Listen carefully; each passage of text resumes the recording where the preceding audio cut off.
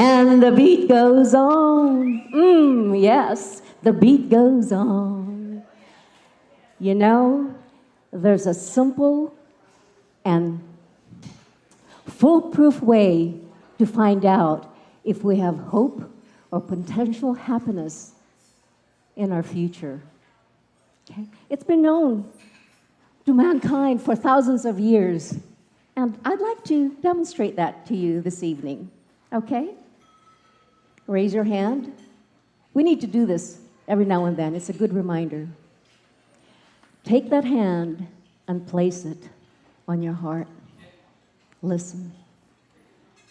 If you feel the beat, you know it's not over yet.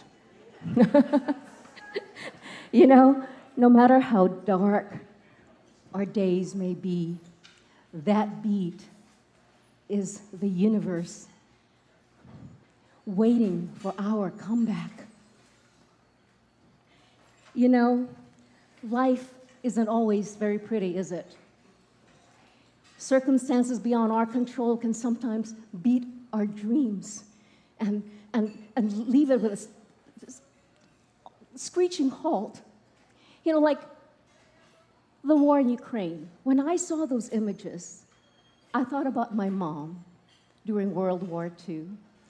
She was a concert pianist, a journalist who had just interviewed First Lady Eleanor Roosevelt. She was living a pretty good life in the Philippines.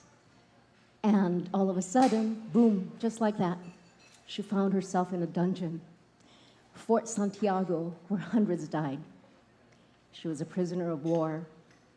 I heard of atrocities like babies being tossed up in the air, speared in front of their mothers.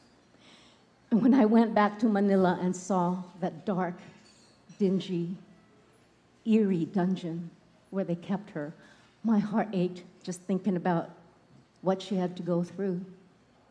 My mom was one of the lucky ones. She survived after a friend helped her escape. And the beat goes on. She joined my dad in community service and helped thousands of people in poverty in the Philippines. And even when we migrated to Hawaii, she continued elevating lives, making a difference in her comeback. You know, like my mom, with a flick of a switch, my own life changed about 8 years ago, and I became a prisoner of my mind. I woke up unable to move, and I was diagnosed with a brain tumor. Now, I had already lost a brother to brain cancer, and so a part of me felt like I need to just brace myself for the inevitable. It was easy and logical to just give up. But the heart kept beating. The heart kept beating, and I got busy, and by the grace of God, 4 years later, I was told that the tumor was undetectable.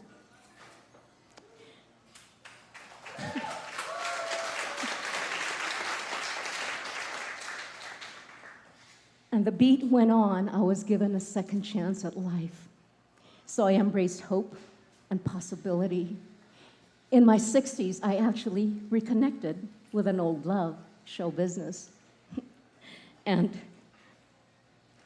I got back into acting and theater and developed new passions like producing films and live shows and writing, and new challenges like standing here in front of you this evening.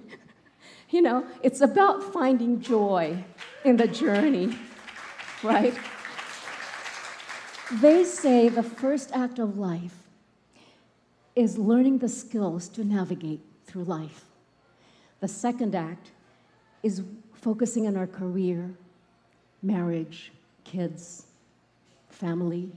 And the third act of life is the pursuit of wisdom, self-actualization, and leaving some kind of a legacy. You know, I saw a study recently that showed people in their 50s, 60s, 70s, and 80s are actually in the most productive stage of their lives. It's what I learned through this whole thing is like life is a gift that keeps on giving. For as long as the heart is beating, there is hope and possibility, and we can live our best lives ever. Now, remember that brain tumor of mine that just disappeared? Well, it's back. So I'd like to try that test one more time. Please join me, okay? Can you feel it? The beat goes on. The beat goes on. And the universe is ready for our comeback. Yes. Yes. Thank you. Thank you.